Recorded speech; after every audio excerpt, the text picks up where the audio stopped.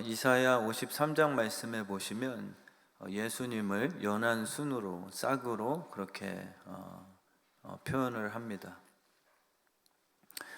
오늘 말씀의 핵심은 대제사장 여호수아에게 왕이 쓰는 면류관을 갖다 씌워줘라. 그것은 사실 유대인들에게는 굉장히 이해가지 않는 그러한 명령이십니다. 그냥 왕은 공의의 심판자 역할이거든요. 그 대제사장은 죄진 사람들의 죄를 대속해주는 그러한 부르심입니다. 그래서 대제사장은 공의로 심판하기보단 그들의 죄를 대속해주는 그러한 어떤 중간자 역할을 감당했죠. 오늘 말씀에 그 싹이라고 하는 그 사람에게 왕이 쓰는 면류관을 씌워줘라 라고 명령하셨습니다. 예수 그리스도를 상징합니다. 예수님은 공의와 사랑을 이렇게 만나게 하셨죠. 공의는 결과가 심판이고 사랑은 한없이 용서해 주는 그런 부모의 성품인데 사실 섞일 수가 없습니다. 이쪽을 편들자니 굉장히 버릇없이 자라날 것 같고 이쪽을 택하자니 너무 딱딱하게 가정 흐름이 이렇게 굳어질 것 같고 우리는 늘 거기에 대해서 많이 고민하죠. 그러나 예수의 성품은 이걸 완성시키셨습니다. 그 주님께서는 가늠하다 걸린 여인을 향해서 나도 너를 정죄치 않는다 라고 말씀을 하시며 일으켜 세워주셨죠.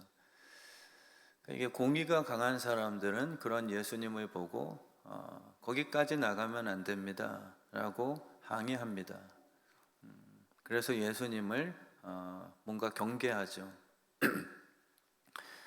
하나님은 공의의 하나님이신데 예수 당신이 뭔데 이렇게 가늠하다 걸린 그 여인을 함부로 나도 너를 정죄치 않는다 하며 복음을 선포하라고 기회를 제공하느냐. 예수님께서 하나님이십니다. 우리 교회에도 나는 너를 정죄치 않는다 라는 예수님의 방식을 갖고서 공의를 완성할 수 있는 그런 영적인 실력자들이 결국 돼야 됩니다. 남을 정죄해서 남을 뜯어 고쳐서 이 세상 공의를 이루자라는 것은 불신자도 다 합니다. 그러나 믿는 사람들의 그 부르심과 하나님께서 우리에게 요구하시는 그 수준은 예수님의 성품까지 닮아가는 거죠. 그래서 주님께서는 나도 너를 정죄치 않는다 라고 말씀하시면 그냥 봐줄게 이 뜻이 아닙니다. 내가 너를 위해서 대신 십자가를 졌다. 이것을 감당하려고 하지 않는다면 함부로 돌들지 말아라 이렇게 얘기하시는 거예요. 그래서 그분이 우리의 은혜 공동체에는 왕이 되셔야 됩니다.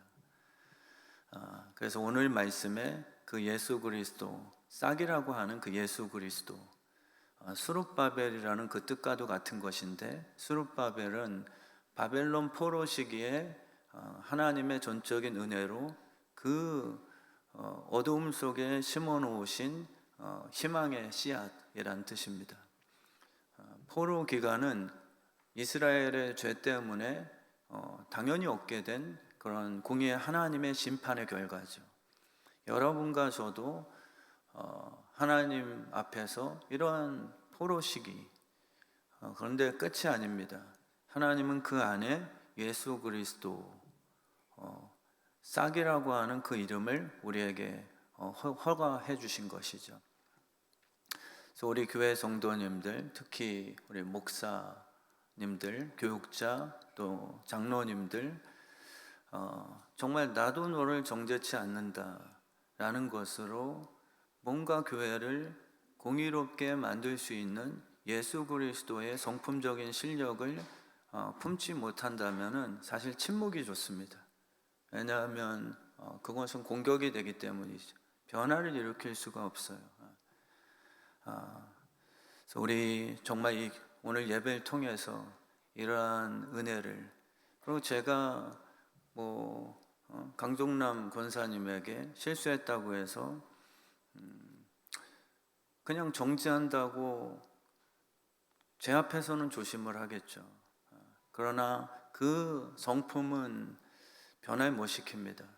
그러나 제가 그 죄를 위해서 주님 앞에 대신 울면서, 십자가라는 공간은 타인의 죄를 품고서 한없이 우는 목자의 그 공간이거든요. 아비의 그런 기도 시간이에요.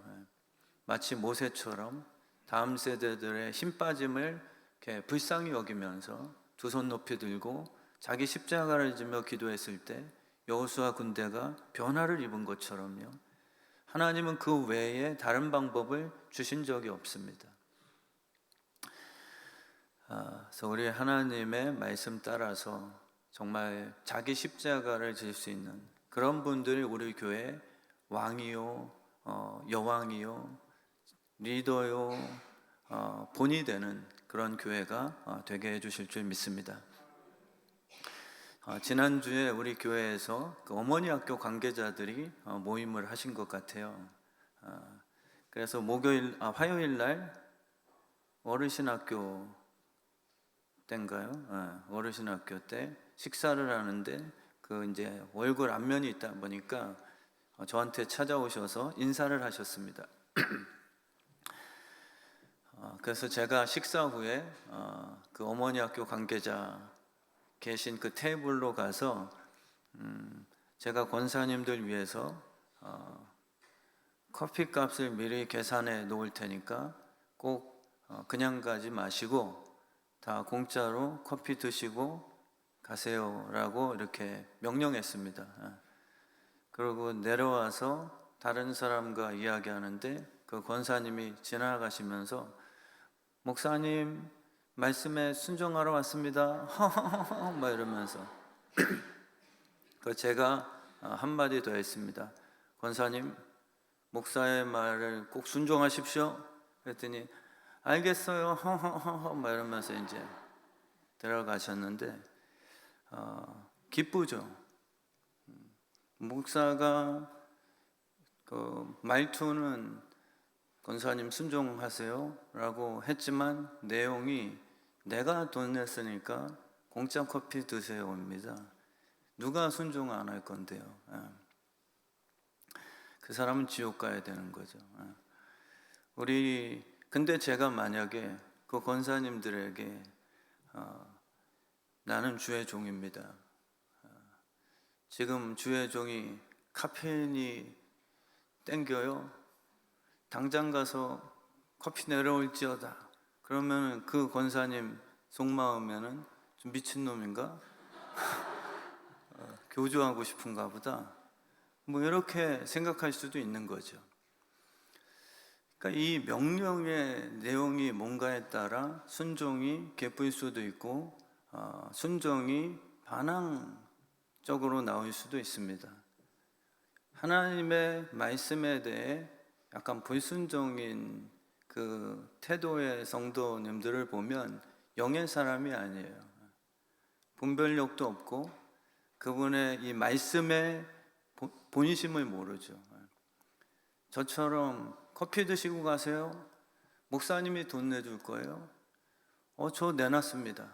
이 내용을 알면 저 목사님은 커피 마시고 가라면 본인이 돈을 내주는 그런 성품이야. 그걸 아시면 순종이 쉽죠. 그러니까 우리는 굉장히 육체적인 기질들을 가지고 있어서 또 확인하고 하나님이 해주실 겁니까? 아니잖아요. 근데 왜 원수 사랑하라는데요? 왜 오른밤 맞으면 당신이 책임질 겁니까? 굉장히 그 초등학문입니다. 율법주의적이에요. 근데 은혜의 수준에 가는 사람들이 그 고등학문이거든요. 성경에도 보면 율법이 밑이에요. 다 일일이 말해줘야지만 또 확인하고 잘 안 믿고, 근데 성품을 신뢰하는 그 은혜의 성도들을 보면 아버지가 시키는 대로 해요. 우리 아버지가 언제 심부름 시켜놓고 그거 2배로 더 용돈까지 보너스 주셨지 우리 거 뺏은 적 있습니까? 그러니까 이렇게 이해하는 그 은혜의 자녀들, 그러니까 하나님은 그런 순종을 원하시는 거예요. 그래서 우리 이 성경 말씀은 스가랴서, 무슨 예레미야, 뭐 학개, 말라기, 좀 선지자 그 선지서들 굉장히 내용이 좀 이렇게 직설적이고 이렇게 좀 뭔가 이렇게 불편하게 와닿는 듯한 내용들이 있으나 사실 하나님의 성품을 우리가 정말 의심치 않는다면 정말 그 명령은 축복이죠. 그리고 아까 그 권사님처럼 웃으면서 하나님 제가 순종할게요. 제가 심부름할게요. 이렇게 먼저 정말 나설 수 있는 그 용기까지 생깁니다. 그래서 우리 주님께서는 이 말씀을 택하신 자녀들에게 주시는 거예요. 뭐 시베일도 그렇습니다. 자꾸 이렇게 자유주의 신학자들이 이렇게 우리의 육신이 안 지키고 싶어하는 그 기질을 편들어주는 그러한 그 정말 똑똑한 유튜브 영상들은 잘 분별해내세요. 김지창 교수님 그 코람데오 강사로 오신 분도 잘잘법이라고 있어요. 영상에 정말 잘잘 보셔야 됩니다. 그거요. 굉장히 인본주의적인 요소들이 그 교수님들은 예수 복음보다는 지금 이렇게 이성적인 것이 터치되는 불신자들이 그 밑에 리플을 좋은 어플이래요. 리플을 이렇게 많이 달아요. 근데 이 말씀은 불신자들이 들었을 때는 부딪히죠. 믿음 없는 사람이 들었을 때는 기분 상할 수 있습니다. 근데 믿음 있는 사람들이 말씀을 대할 때는 주님의 앞에서의 의리를 지켜내죠. 그래서 우리 주님은 너희 죄를 위해 내가 죄값 다 계산해 놓았으니까 이 말씀은 너희들의 삶에 다 유익이야. 원수 사랑해. 원수 갚는 건 내가 다 해놨어. 진짜 믿으셔야 됩니다. 저도 그게 정말 안 됐거든요. 지금도 잘 안 되겠죠. 최근에도 무슨 사건이 있었는데 생각해보면 조금 고약하고 괘씸하기도 하고 뭐 이런 좀 악한 생각에는 굉장히 우리가 지혜롭잖아요. 육적으로 바로 어떻게 그냥 슈퍼컴퓨터잖아요. 그냥 막 선한 것에 대해서는 굉장히 진짜 멍청해지고 막. 근데 진짜 요즘에 말씀을 제가 나누다 보니까 악한 게 떠오르면 그냥 딱 마취시켜버리죠. 나오는 게 분열과 공격성밖에 없어요. 그래서 최근에도 기도하고 고민하다가 덕을 세우자. 선한 게 뭡니까 주님? 하나님의 지혜 주세요. 그래서 그래 그렇게 한다 한들 내가 뭐 교회의 주인인가? 이렇게 흘러가요. 하나님의 영광인데 왜 내가 그렇게 초조하고 안 되면 안 될 것처럼 막 그렇게 달려들려 했지? 그렇게 이제 풀어지죠. 그러니까 정말 원수를 사랑하고 부모에게 효도하고 이 말씀들을 위해서 사셔야 돼요. 이 말씀을 우리의 삶에 그냥 기준으로 삼고요. 다른 거는 그냥 주세요. 다른 거는 굳이 내가 100조 이뤄야지 안 되는 경우 100에 거의 100명 다 안 되고요. 이룬다 할지라도 끝이 허무해지고요. 근데 이 말씀에 대해서 거룩한 용사들이 되고 그냥 말씀을 딱 기준 삼아서 또 연습하는 거죠. 기도하며 성령을 의지해서. 최근에도 제 아내한테 연락이 왔어요. 갑자기. 근데 정말 제가 피곤했거든요. 옷도 갈아입은 상태입니다. 반바지랑. 근데 갑자기 전화 왔는데 제 도움이 필요한 거예요. 보니까. 그래서 순간 악한 생각이 나요. 짜증이 나고.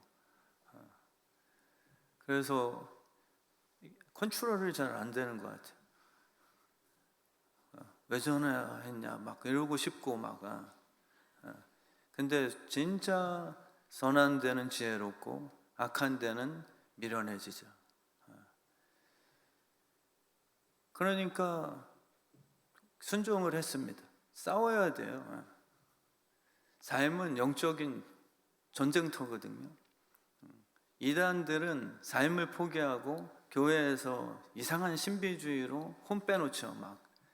근데 진짜 예배 드리는 이유는 힘을 얻어서 삶에 순종하는 힘이 생기는 건데, 그랬더니 제 아내가 목소리 바뀌어요. 막 오빠 막 이러면서 이제 그러고 정말 피곤했는데 또 전화가 와서 집 앞에 왜 이렇게 박스 쓰레기 많네?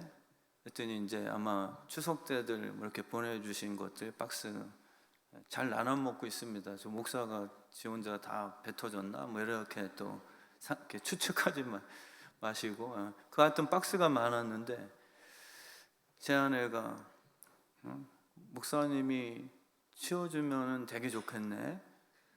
그래서 제가 이거 혼자 못 치워. 빨리 와 같이 합시다. 우리 협력해서 선을 이루어야지. 근데 또 순간 전환된 지혜롭자 이래서 성령님이 네가 해라 이 자식아 뭐 이런 마음 주시는 것 같아요. 그걸 혼자서 한 4번 5번 왔다 가면서 차에 실어다가 근데 제 아내가 오더니만 목소리 또 바뀌어졌어요. 빵아 뭐 이러면서 이제 또 그러니까 정말 하나님이 우리에게 주시는 그 말씀이요. 싸워서 순종으로 이겨내면 결과가 있습니다. 그거를 못하게 만드는 거예요. 마귀는 내가 판단하게 만들고요. 진짜 자녀 교육도 거의 뭐 금쪽 같은 내 새끼 뭐 그런 프로그램들 상담 프로그램 다 보면 믿음의 그 공동체는 아니어도 하나님이 일반 은총으로 그것만 쫙 짚어줘서 말투 바꾸고 뭐 이렇게 솔루션 주면 어느 정도 이렇게 교정이 되는 걸 보실 수 있잖아요. 하물며 우리는 성령이 도우시고 믿음 안에서 얼마든 하나님이 우리에게 허락하신 행복하고 정말 서로가 말투가 진짜 이렇게 예뻐지고 누릴 수 있는 삶을 사실 수가 있는 거예요. 그렇게 될 줄 믿습니다. 열매를 맺기 위해서는 또 사계절이 필요하거든요.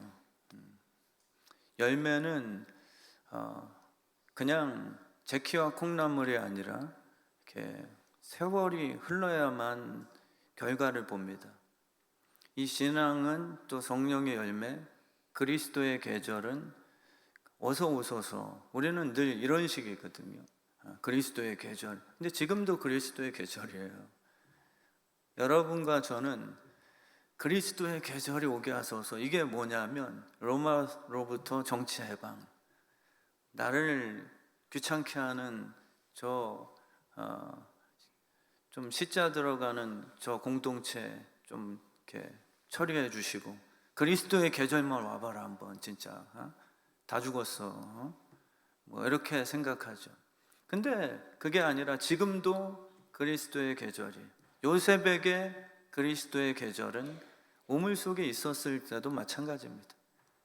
그리스도의 계절이 놀라운 정말 파워가 무엇이냐면 우겨쌈을 당하지 않게 돼요.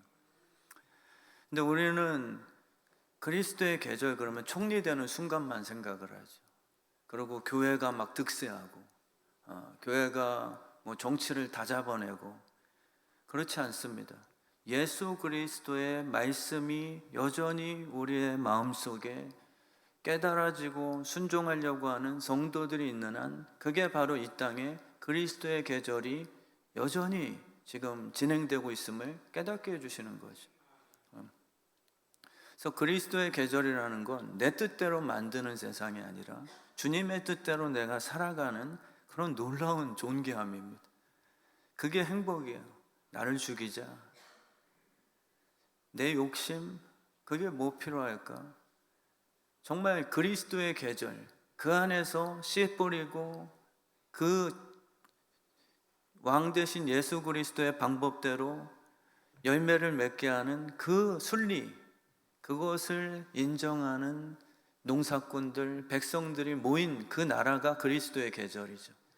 근데 교회마다 하나님의 뜻은 다 인정 안 하고 그리스도의 계절만 오셔서, 그게 이제 그 제자들의 욕심이었잖아요. 주님이 왕으로서 저 자식들 다 뒤잘라 주시고 처리해 주셔서, 그러니까 주님께서는 니네가 도대체 이해를 못하는구나, 이렇게 답을 주신 거잖아요. 하나님이 주신 이 환상도요, 우리는 한국교회 잘못 들어온 거 있어요. 너무 단편 영화로 우리는 나만 위해서 하나님 보여주시길 원하거든요. 그렇지 않습니다. 그건 신비주의예요. 로또 번호 보고서 하나님이 나에게 환상 보여주셨네. 오히려 이유 없이 진짜 꿈에서 로또 번호를 보여줬다면 여러분들 광명한 천사처럼 가장한 루시퍼일 수도 있다는 가능성을 정말 기억하셔야 됩니다. 요즘에 그 캐던이라고 K-팝 데몬 헌터라고 아세요? 우리 권사님들도 다 아시죠?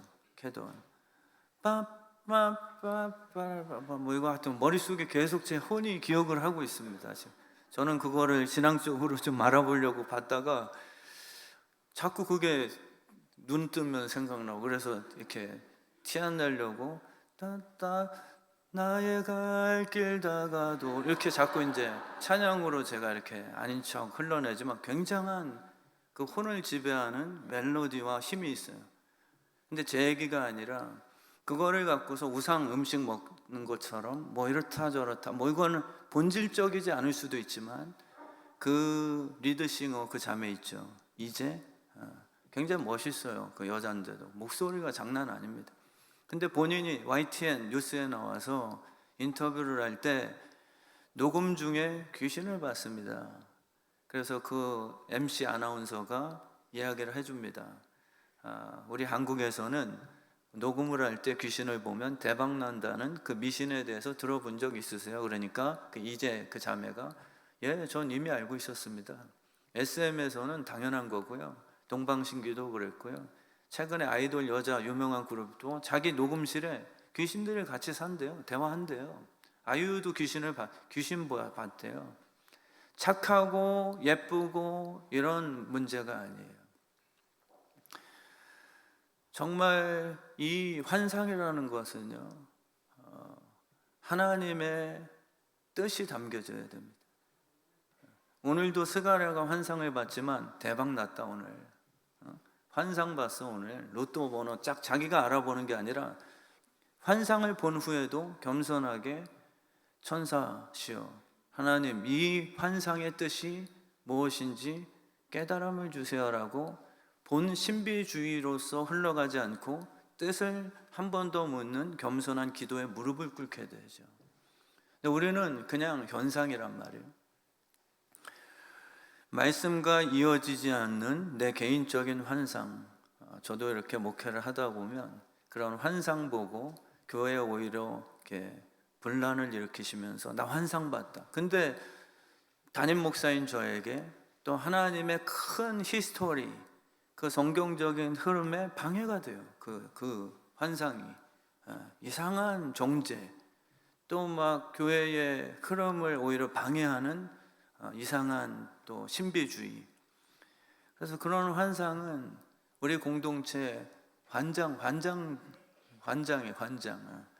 환장의 뜻이 마음이나 행동이 비정상적인 상태로 변함. 우리 옆분들에게 한번 주의를 주시면 좋겠어요. 우리 환상 보고 서로 반장시키지 맙시다.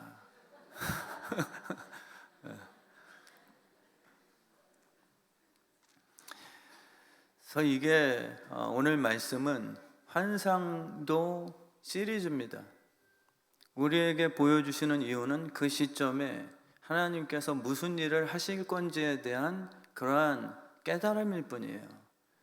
나를 부자되게 하심이 아니라 창세기부터 요한계시록까지 하나님의 큰 그림에 대해서 그 영적인 환상 본 사람들은 성경처럼 창세기, 출애굽기, 레위기, 민수기, 그 다음부터 우리 정경호 집사님이 하실 겁니다.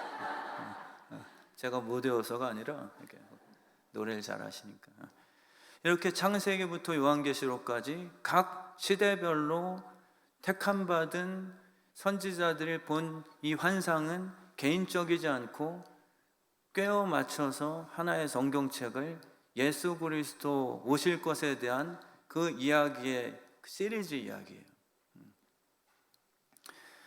그래서 우리 주의 뜻 성함교회는 각각 환상을 볼지라도 성령 안에서 이렇게 꿰매지는, 이렇게 꿰어지는 하나가 될 수 있는 그러한 건강한 영적인 공동체가 되게 해주실 줄 믿습니다.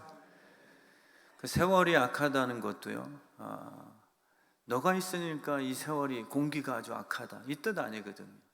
우린 세월이 악하다도 골리앗이 있기 때문에, 가늠하다 걸린 여인이 있으니까 악한 거 아니야? 그게 아니라 내 마음속에 택한 하나님의 자녀라도 루시퍼는 우는 사자처럼 어떻게든 우리의 생각을 미혹시키려는 활동, 지금 상태, 그게 세월이 악한 거예요.